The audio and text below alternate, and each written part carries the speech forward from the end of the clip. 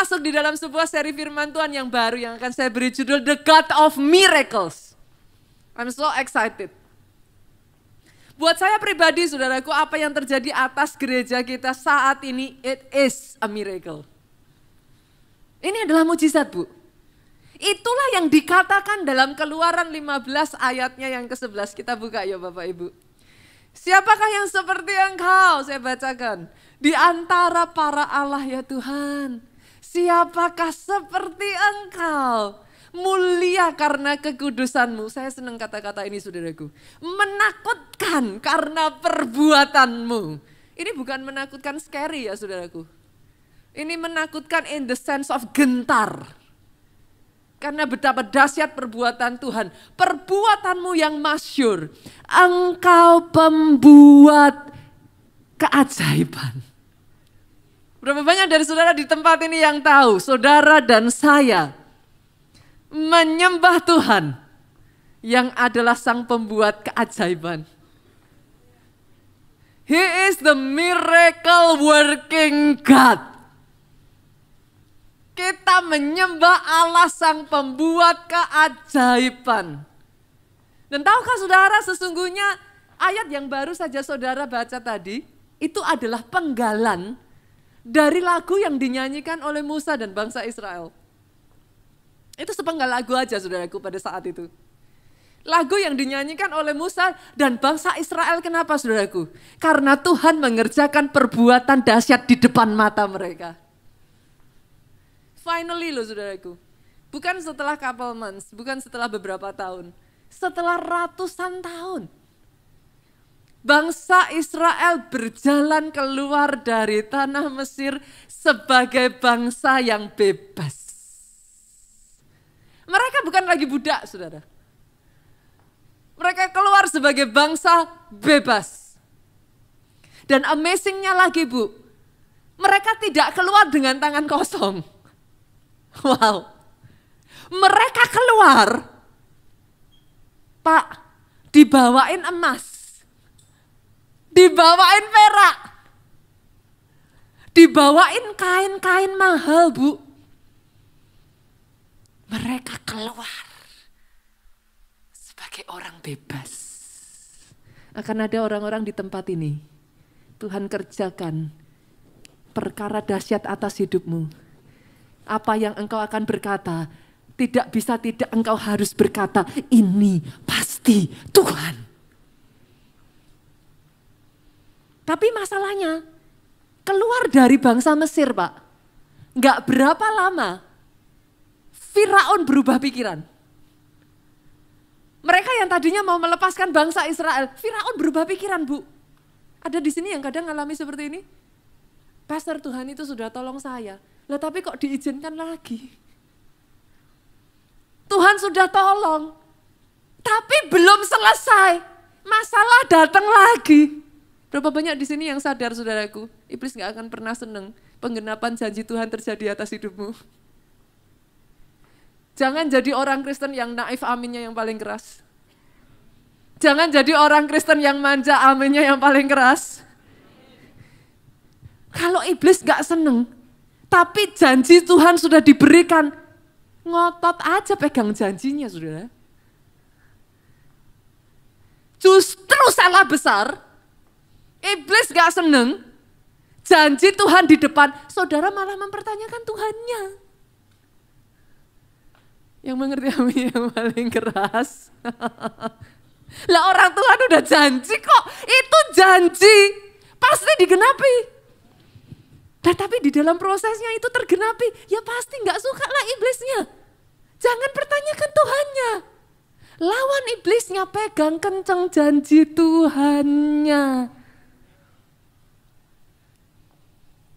Sampai pada saat itu saudaraku, dengar ini. Kalau itu yang saudara alami, saudara sempat mengalami masa-masa seperti itu, berseru kepada Tuhan. Jangan tinggalkan Tuhan. Itu langkah yang salah saudara. Berseru sama Tuhan. Tuhan tolong. Karena pada saat saudara berseru, saya belajar dalam kehidupan saya ya saudaraku, di tengah masalah, cari rema Tuhan. Sampai Tuhan bicara sama Musa, acungkan tongkatmu. Musa acungkan tongkatnya. Tiba-tiba saudaraku, angin dari timur, Alkitab berkata, Tuhan kirimkan angin dari timur yang begitu kuat sampai laut terbelah. Halo, masalahnya bukan di tongkatnya, Bu. Kadang banyak orang Kristen suka salah. Pastor si A suruh gini, si A ngelakuin gini jadi, saya ngelakuin kok nggak jadi. Bukan tongkatnya. Kalau saat itu saudara mau coba-coba pakai tongkat ngelakuin sama seperti Musa, belum tentu jadi. Masalahnya bukan di tongkatnya, di remanya. Yang mengerti aminnya yang paling keras. Yang mengerti aminnya lebih keras. Soho kapital aminnya boleh yang paling keras. Kalau amin yang keras, tepuk tangannya yang paling meriah buat Yesus Tuhan kita. Tangkap remanya dulu. Karena yang penting remanya. Saudara mau ikut-ikut, lah buat orang itu tuh memang remanya terjadi. Kalau saudara nggak dapat rema dari Tuhan, saudara tabrak ya nggak bisa. Tapi ketika dapat rema dari Tuhan, taat, jadi.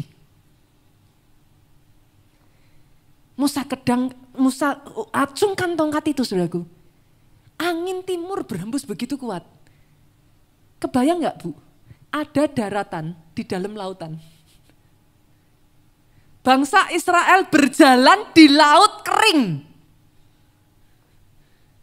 Can you imagine? Muncul daratan di tengah-tengah lautan dan bangsa Israel berjalan di laut kering. Hari ini saya ingin mengatakan ini kepada saudara. Tuhan yang saudara sembah bukan sembarang Tuhan. He is the miracle working God. Boleh saya deklarasikan ini atas hidupmu, saudaraku. Engkau yang hari-hari ini ada di dalam situasi terjepit. Tangkap ini, saudara. Engkau yang ada di situasi terpojok. Engkau yang seolah-olah kayak merasa nggak ada jalan keluar. Sama seperti bangsa Israel ini. Saya deklarasikan atas hidupmu. The miracle working God bekerja. Buka jalan atas hidupmu. Engkau yang hari ini ngerasa ya saudaraku di belakangmu. Ini yang dialami bangsa Israel. Di belakang pasukan besar, Bu. Nyerang. Depan laut. Mundur kena, maju tetap kena, Bu. Tapi bukankah Allah kita selalu dahsyat? Bukankah Allah kita selalu dahsyat? Hari ini saya mengajak saudara untuk belajar mempercayai the miracle working God. Ini yang Tuhan katakan sama Yeremia, saudara. Karena kadang kita orang Kristen sukanya begitu. Sudah pernah lihat perbuatan dahsyatnya Tuhan, tapi lupa. Yang mengerti aminnya yang paling keras. Sudah lihat, sering lihat. Tapi waktu ngadepin masalah lagi, lupa loh, Bu. Segampang itu loh mempertanyakan Tuhan. Padahal mengalami enggak penyertaan? Alami. Saudara datang hari ini di tempat ini enggak mungkin kalau enggak penyertaan Tuhan. Oh, Soho Kapital kalau amin yang paling keras. Enggak mungkin kalau bukan penyertaan Tuhan. Tapi seringkali kita lupa. Sampai Tuhan tuh ngomong dalam Yeremia 32 ayat 26-27, coba saya bacakan. Firman Tuhan datang kepada Yeremia. Saya ganti ya. Firman Tuhan datang kepada Ani. Saya ganti ya. Firman Tuhan datang kepada Budi. Saya ganti ya. Firman Tuhan datang kepada Nita.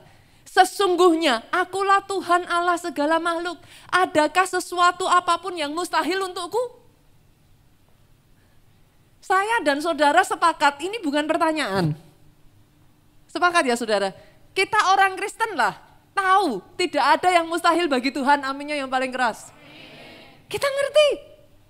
Tapi kenapa sampai Tuhan ngomong macam begini? Karena kadang orang Kristen, waktu kita kecil kita belajar di sekolah minggu. Allahku luar biasa, benar kan? Semua orang Kristen tahu lagu ini kan? Allahku luar biasa. Wow, kalau nyanyi mantap. Allahku luar biasa. persoalanku biasa. Waktu sekolah minggu. Tambah besar. Kata orang sudah makan asam garam. Katanya saudaraku. Sekarang kreatif. Lagunya diubah saudara. Allahku luar biasa. Tapi pastor, persoalanku lebih luar biasa. Loh kan orang Kristen sukanya gitu toh saudara. Sampai akhirnya Tuhan itu ngomong. Dalam Yeremia Tuhan itu sampai ngomong. Tuhan bukan tanya. Tuhan ngomong, adakah sesuatu apapun yang mustahil untukku? Hari ini ya saudaraku, saya bisa merasakan Tuhan berdiri di depan saudara, dia tanya. Dan sebagian dari saudara itu mempertanyakan Tuhan, what should I do Tuhan, bagaimana? Dia berdiri di depan engkau, dia bicara. Anakku, adakah yang mustahil buat aku? Jangan pernah melupakan ini saudaraku. Engkau tidak menyembah sebarang Tuhan. Waymaker, miracle worker, itu Tuhan yang kau sembah. Bahkan di saat tidak ada jalan, Dia buat jalan. Saat tiada jalan, di saat saudara nggak bisa ngeliat, Dia bekerja di jalannya, tak terlihat oleh kita. Dan dengar saudaraku, dalam semuanya itu, Dia menuntunku dan memeluk diriku. Dia tidak membawa saudara tanpa memegang, Dia tidak pernah lepaskan tangan saudara. Dengan kasih dan kuasa-Nya, setiap hari baru. Saya perkatakan ini atas hidupmu. Dia buat jalan. Bahkan di titik yang mustahil sekalipun, jangan pernah batasi Tuhanmu. Masalahnya orang Kristen sukanya gitu loh saudara. Dulu ditolong dengan cara gini. Besok lagi butuh, berpikir. Dulu sudah pernah gini, besok juga gini. Tuhan saudara itu kreatif. Saya bacakan satu ayat ya saudara. Betapa, saya tuh seneng banget ayat ini sudah. 2 Raja-Raja 3, yuk kita lihat ayat 16-18. Kemudian berkatalah ia, beginilah firman Tuhan, biarlah di lembah ini dibuat parit-parit. Sebab beginilah firman Tuhan, kamu tidak akan mendapat angin dan hujan, namun lembah ini akan penuh dengan air. Sehingga kamu serta ternak sembelihan dan hewan pengangkut dapat minum. Maksudnya gimana sudah? Satu kali Yosafat itu sedang dalam keadaan terjepit bu. Mereka harus perang, tapi jalur untuk air masuk itu ditutup sama musuh. Mereka nggak punya air saudara. Boleh saya ajak saudara bayangkan orang mau perang, nggak punya air. Apa yang terjadi kira-kira bu? Sebagian orang ngomong, manusia itu nggak makan nggak apa-apa. Tapi kalau nggak minum, nah 70% tubuh kita ini terdiri dari air saudaraku. Mereka harus perang, tapi nggak punya air. Ada di sini yang ngalami kayak gitu? Saudara harus perang, saudara harus memperjuangkan perusahaan saudara, tapi saudara nggak punya hal yang esensial untuk itu terjadi. Saudara harus memperjuangkan keluargamu, tapi saudara nggak punya hal yang esensial untuk itu terjadi. Bangsa Israel harus perang, nggak punya air. Berserulah mereka sama Tuhan minta air. Saya berdoa di tempat ini ya saudaraku, ada orang-orang yang ketika menghadapi masalah berserunya sama Tuhannya. Jangan cari pertolongan manusia, boleh. Kita usahakan dengan ini, itu, dan lain sebagainya boleh. Tapi berserunya harus sama Tuhannya. Ketika bangsa Israel berseru sama Tuhan, saya tuh senang banget jawabannya Tuhan, saudara. Ini jawaban Tuhan. Suruh bikin parit. Masuk akal dong. Parit untuk apa saudara? Nampung air. Coba saya ajak saudara berpikir, kira-kira kondisi nggak ada jalan ditutup Bu. Satu-satunya yang terpikirkan oleh saudara, air datang dari mana? Hujan. Bener? Ya dong, masuk akal kan? Disuruh Tuhan bikin parit. Mikirnya gimana? Bakal turun hujan deres, kan? Disuruh bikin parit. Tapi ayat 17 ngomong Bu, yuk coba dicermati lagi. Ngomongnya apa? Ayat 17, 23. Sebab beginilah firman Tuhan apa? Kamu tidak akan mendapat angin dan hujan. Nah lo, jalan ditutup, nggak bisa masuk air. Satu-satunya jalan, hujan. Tapi Tuhan ngomong, kamu tidak akan mendapat angin dan hujan. Oh saya tuh kalau sama Tuhan tuh senengnya gitu sudah. Tuhan itu sering ngajak kita ya. Yang disuruh Tuhan, yang dikatakan Tuhan nggak masuk akal. Kita dengan keterbatasan otak manusia kita ini baru berusaha memahami Pak. Terus gimana ya caranya? Tuhan nggak datengin angin, nggak datengin hujan, tapi Tuhan janji paritmu penuh. Tentunya loh Bu, mikirkan. Orang Jawa bilang piye Tuhan gitu kan. Gimana? Kita ini baru di dalam stage berusaha memahami. Oh, saya suka sekali ayat ini Saudara. Tuhan ayat 18 dah ngomong, ini kan manusia lagi mikir nih Saudara. Berusaha mencoba memahami jalannya Tuhan. 18 Tuhan ngomong, itu pun perkara ringan di mataku. Tuhan lucu tau Saudara. Yang tadi aja Tuhan ngomong, kamu dapat air tanpa hujan, tanpa angin. Kita masih mikir, belum masuk. Tuhan ngomong, buat aku itu perkara kecil. Belum selesai, kita masih mikir, hujan aja belum ada, saudaraku, air belum datang, Tuhan sudah ngomong. Juga orang Moab akan diserahkannya ke dalam tanganmu. Saudara bisa nangkap yang saya maksudkan di sini? Tuhan itu seringkali membawa kita 2-3 langkah di depan. Kita di sini masih bingung-bingung. Belum kelihatan jalan keluar. Tuhan dari atas sudah ngomong, itu kecil. Belum juga pertolongannya datang, Tuhan sudah ngomong, kamu bakalan menang. Saya berdoa ya ada orang-orang di sini yang bisa melihat apa yang saya bagikan ini saudaraku.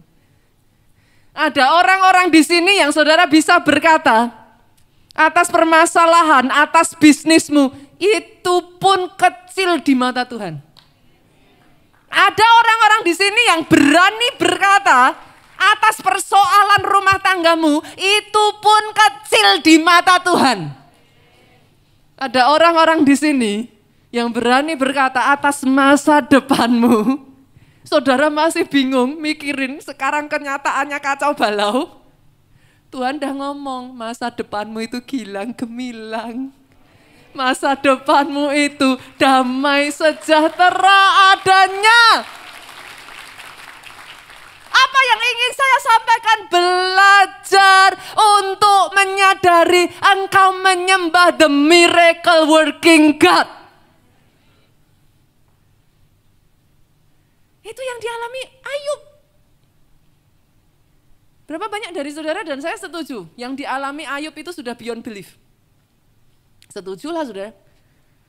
Jujur kalau itu terjadi zaman sekarang ya, saudara anak mati semua. Perusahaan bangkrut, istri lari, badan sakit. Masih nyembah Tuhan? Masih datang gereja? Jujur aja saudara. Akan ada banyak orang Kristen mundur kok kalau ngalami yang dialami Ayub. Tapi boleh nggak saya ajak kita ngelihat terlepas dari apa yang dialami Ayub. Ayub 5 ayat 9 kita lihat yuk. Ayub ngomong apa? Orang Kristen kan kalau dalam kondisi kayak gitu kan selalu, kenapa Tuhan izinkan, saya udah pelayanan, saya udah ke gereja, kenapa Tuhan izinkan? Lihat perkataan Ayub sudah. Ayub 5 ayat 9. Ia melakukan perbuatan-perbuatan yang besar dan yang tak terduga, serta keajaiban-keajaiban yang tak terbilang banyaknya. Buka Ayub pasal 5, cek di sana. Tuhan sudah keluarkan Ayub dari masalahnya belum? Ceritanya masih jauh, Bu. Pasal 5 itu masih jauh. Tapi di momen di mana Ayub mengalami masalah besar-besarnya, saudara. Ayub ngomong, Tuhanku itu, Tuhan yang suka buat perkara ajaib. Tidak terpikirkan. Yang dia kerjakan di luar nalar pikiran. By the way, saudara, Ayub nggak ngomong kayak gitu cuma sekali. In case saudara berpikir ya mungkin saat itu aja Ayub terinspirasi gitu. Terus Ayub ngomong begitu. Buka Ayub 9 ayat yang ke-10. Sekali lagi Ayub ngomong apa? Yang melakukan perbuatan-perbuatan besar yang tidak terduga. Dan keajaiban-keajaiban yang tidak terbilang banyaknya. Saya baca ayat ini saya excited, saudara. Buat Ayub, masalahnya masih jalan terus, Pak. Masalahnya belum hilang.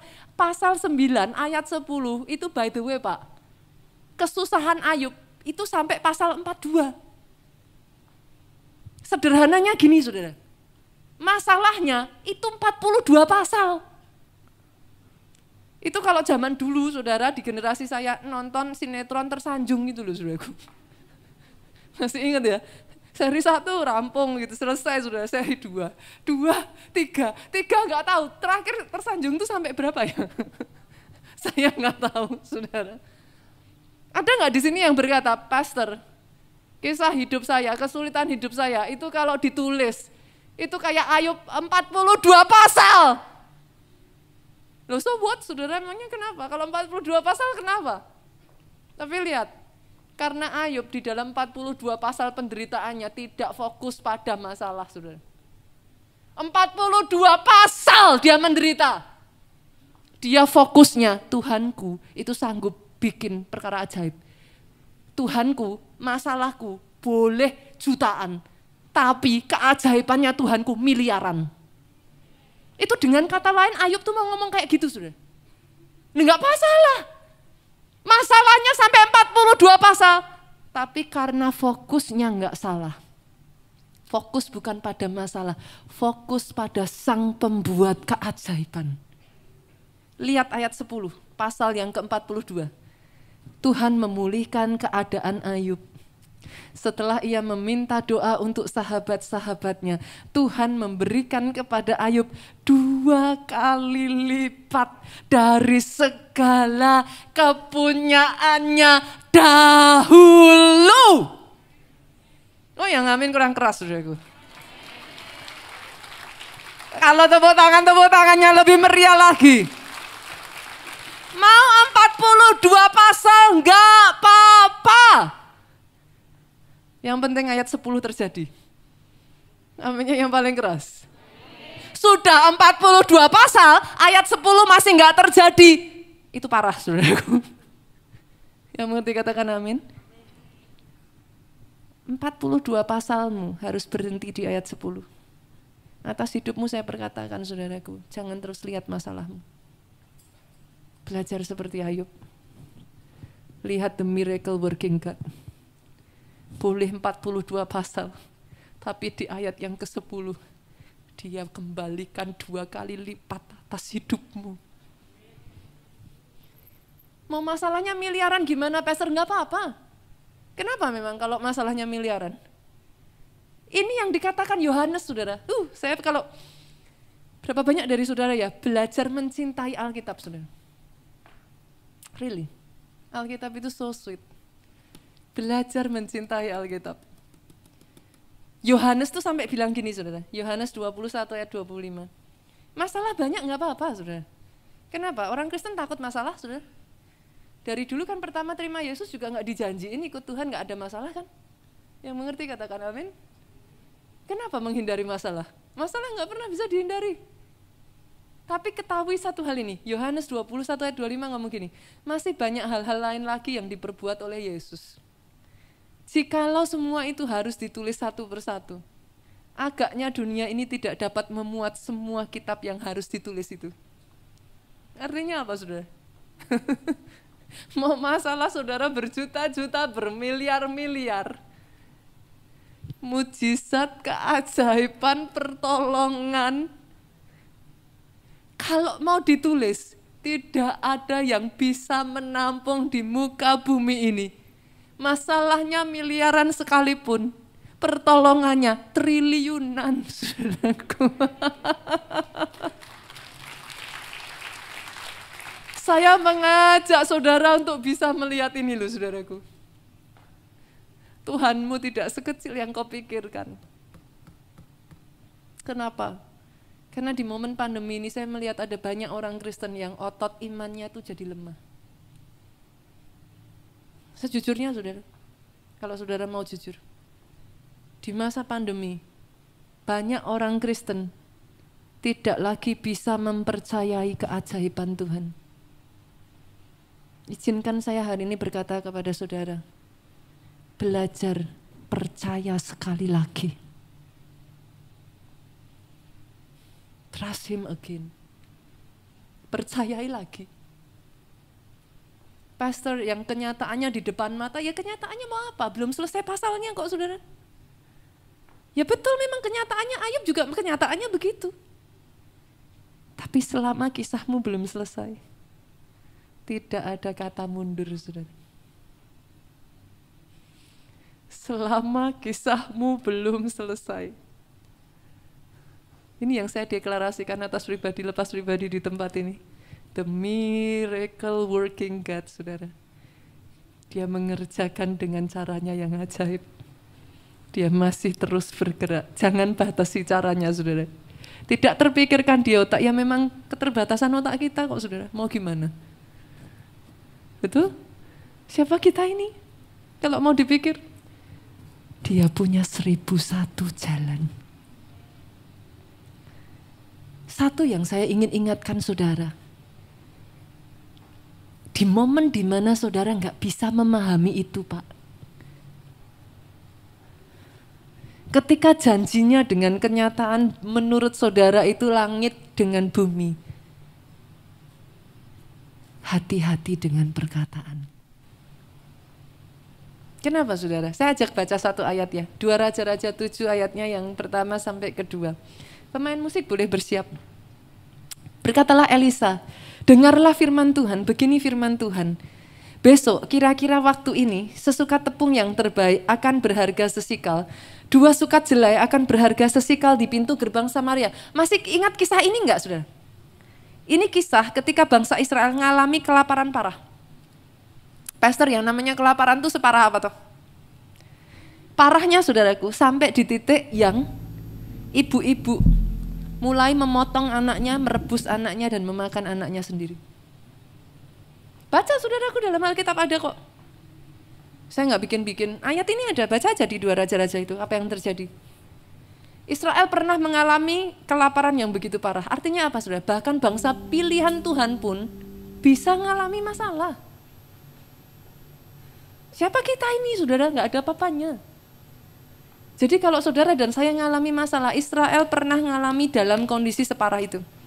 Saudara tidak sampai memakan anak saudara kan? Ini sudah sampai di titik yang begitu parah loh saudara, anaknya sendiri dipotong. Bahkan ada ibu-ibu yang bertengkar gara-gara mereka sepakatan gantian motong anaknya yang ini dulu, besok anaknya yang itu. Anaknya yang ini udah dipotong, besoknya anaknya yang itu nggak jadi dipotong, marah saudara. Ngeri nggak saudara? Keadaan yang sampai moralnya udah bobrok, udah habis. Di waktu seperti itu, Elisa datang, Elisa ngomong, besok di waktu yang sama, keadaan berubah total. Barang-barang yang tadinya harganya mahal, besok jatuh semua. Harganya jadi murah. Siapa orang percaya?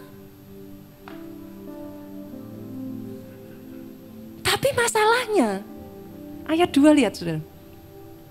Perwira yang menjadi ajudan raja menjawab abdi Allah itu katanya. Nah ini yang jadi masalah saudara. Saudara boleh belum bisa percaya, tapi jangan ikut-ikutin Tuhan saudara. Perwira ini ngomong, sekalipun Tuhan membuat tingkap-tingkap di langit, masakan hal itu mungkin terjadi. Dan karena perkataannya ini saudara, benar-benar sesuai perkataannya. Elisa menjawab, sesungguhnya engkau akan melihatnya dengan matamu sendiri, tapi tidak akan makan apa-apa daripadanya. Ngeri ya saudara. Bahwa hal itu sulit dipercaya, I agree. Jujur kalau ditanya loh saudaraku, memangnya raja secepat itu percaya bu? Memangnya rakyat Israel percaya? Tapi sekalipun mereka tidak mengerti, mereka diam saudara. Hari ini ada yang saudara merasa tidak mengerti? Bolehkah setidaknya terhadap semua firman-Nya saudara katakan amin? Belum ngeliat, belum terjadi, nggak ngerti. Tapi belajar, katakan amin. You see ya saudaraku, lagu ini dinyanyikan. Saya di belakang tempat duduk saya nangis habis-habisan. Lagu ini menjadi keputusan saya. Apa yang terjadi saya mungkin gak ngerti saudaraku. Tapi saya katakan, aku percaya pada firman-Mu. Aku melangkah dengan imanku, tetap setia pada perjanjian-Mu. Jadikan ku hamba milik-Mu. Saya belum ngerti saudaraku, saya belum ngelihat. Tapi saya memutuskan untuk setia pada perjanjian yang saya buat dengan Tuhan saya. Itu keputusan saya. Pada saat di kota Solo saya dengar lagu ini, saya nggak bisa tahan air mata saya, saudaraku. Karena sesungguhnya secara manusia saya tidak mengerti.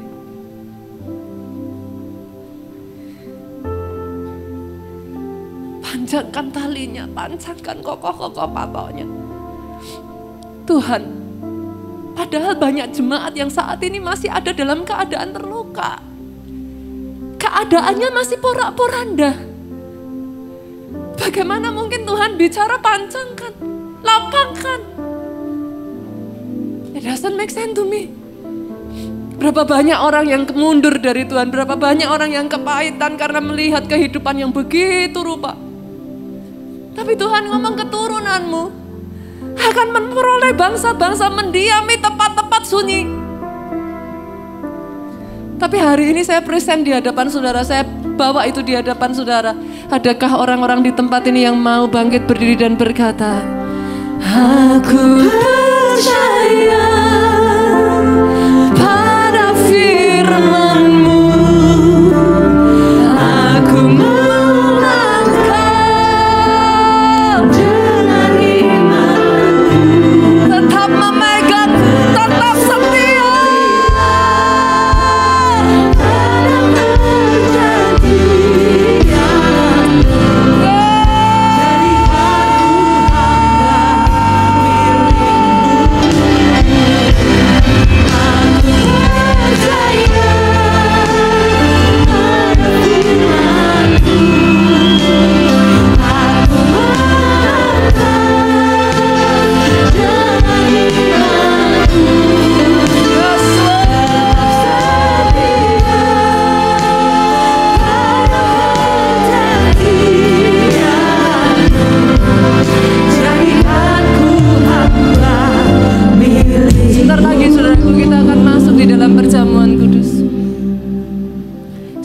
nanti kita memakan dan meminum tubuh dan darah Kristus ini, saudaraku. Saya undang petugas perjamuan kudus maju ke depan. Saudara boleh persiapkan. Tapi saya tantang ya, saudaraku. Oh, tadi ketika saya baca ayat tadi 2 raja-raja tadi, saya senang sekali, saudara. Karena Tuhan tuh seringnya gitu. Kita pikir caranya tuh begini loh. Kalau butuh air nggak ada jalan ya hujan turun, tapi Tuhan ngomong hujan nggak akan turun, angin nggak akan turun, nggak akan ada itu semua. Tapi paritmu akan tetap penuh dengan air. Lah gimana caranya Tuhan? Nggak tahu gimana caranya, tapi Tuhan ngomong bagiku itu pun kecil. Belum selesai bingung, Tuhan sudah ngomong. Kamu akan berkemenangan melawan Moab. Yes. Ketika saudara mempersiapkan roti dan anggur ini ya saudaraku. Nanti kita kita mengambil bagian di dalam ini semuanya. Saya hanya berdoa saudaraku. Apa yang sudah dia kerjakan di atas kayu salibnya 2000 tahun yang lalu. Itu pun kemustahilan. Betul? Tapi dia kerjakan itu buat saudara dan saya. Apakah ada yang terlalu sukar buat Tuhanmu? Sebab bagi Allah tidak ada yang mustahil. Tapi ada satu ayat yang saya lebih suka dari itu, saudaraku. Kalau buat Allah tidak mustahil ya wajar. Dia Tuhan. Tapi ada satu ayat yang berkata, sebab bagi orang percaya tidak ada yang mustahil. Saudaraku, angkat roti itu tinggi-tinggi di atas tangan kanan saudara. Malam pada saat sebelum dia disalibkan itu saudaraku, dia berkumpul, dia mengangkat roti itu. Dia mengucap syukur ke atasnya. Dia memecah-mecahkannya dan berkata, inilah tubuhku yang diserahkan bagi kamu. Perbuatlah ini menjadi peringatan akan aku. Ingat ini saudara. Peringatan akan aku. Itu sebabnya firman-Nya berkata, oleh bilurku engkau sembuh. Karena tubuhnya sudah dihancurkan buat saudara. Terima roti ini saudaraku. Percaya apa yang sudah dia kerjakan, ingat apa yang sudah dia kerjakan di atas kayu salibnya di dalam nama Yesus. Makan roti ini saudaraku. Dalam nama Yesus. Angkat cawan itu tinggi-tinggi di atas kepala saudara. Demikian juga yang mengambil cawan sesudah makan. Lalu berkata, cawan ini adalah perjanjian baru yang dimeteraikan oleh darahku. Perbuatlah ini setiap kali kamu meminumnya, menjadi peringatan akan aku. Apakah saudara percaya darah yang sudah dicurahkan itu berkuasa memindahkan dari gelap masuk pada terang? Darah itu berkuasa saudaraku menghapuskan dosa saudara. Amin. Darah itu berkuasa menyembuhkan saudara. Yes, amin. Terima dengan iman di dalam nama Yesus. Kau yang bisa berbahasa roh saudaraku.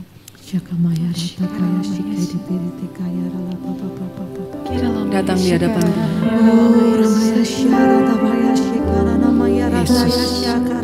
Engkau melihat masing-masing pribadi lepas pribadi di tempat ini. Saya merasakan ya saudaraku. Tidak kebetulan firman ini ada di bulan Oktober ini. Karena bahkan sementara firman ini diberitakan ya saudara, saya bisa merasakan dia sedang memerintahkan angin timur itu untuk berhembus. Dia sedang memerintahkan angin timur itu untuk berhembus. Sejak dari hari ini, terima itu saudaraku. Angin itu berhembus.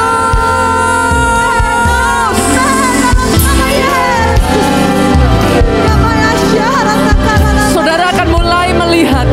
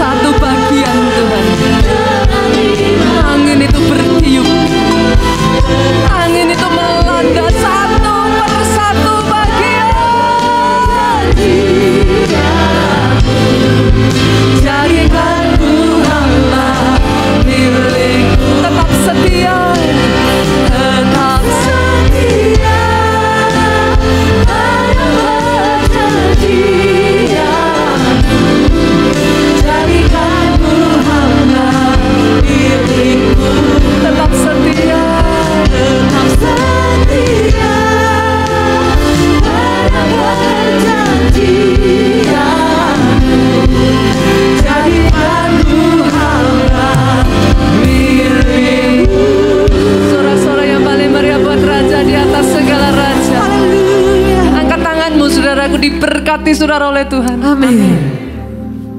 Diberkati keluargamu oleh Tuhan. Amin. Dengar ini saudaraku. Di dalam kisah Kejadian yang tadi saya bacakan, ada 2 orang kusta saudara. Di tengah mereka sudah buntu dan tidak ada jalan. Mereka pergi ke Moab. Mereka menyaksikan apa yang dijanjikan Tuhan tergenapi. Hebatnya itu terjadi dan mereka kembali ke kampung mereka, menceritakan itu kepada banyak orang. Dan mengajak banyak orang mengalami. Itu yang jadi atas hidupmu. Amin. Engkau tidak mengalami sendirian saudara. Engkau ceritakan kepada banyak orang. Engkau mulai ajak orang-orang ngalami yang kau alami. Atas hidupmu diberkatilah kesaksian dan pemberitaan Injilmu. Pulang saudaraku dengan membawa sukacita, damai, sejahtera yang daripada Allah Bapa, cinta kasih Yesus Kristus, persekutuan dengan Roh Kudusnya sekarang sampai selama-lamanya. Engkau yang diurapi, katakan dengan suaramu yang paling keras,